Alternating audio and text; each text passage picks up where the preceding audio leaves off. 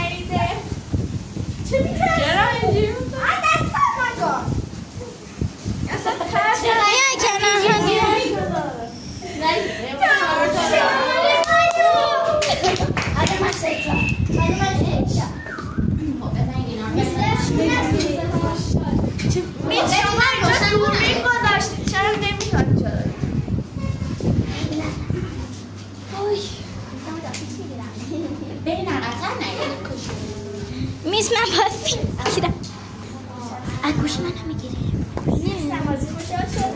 خیلی خوشحال شدم. تا الان خوشحال نشدم.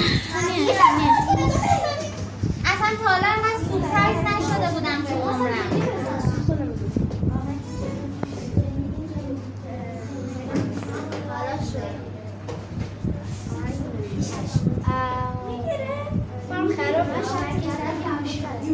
اگه اینا نگرفت دیگه ولش کنیم. ولی چی نگرفت؟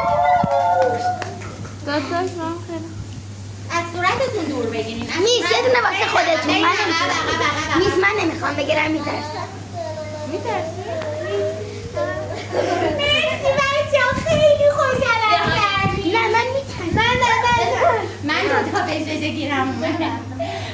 ممنون بچه‌ها مرسی.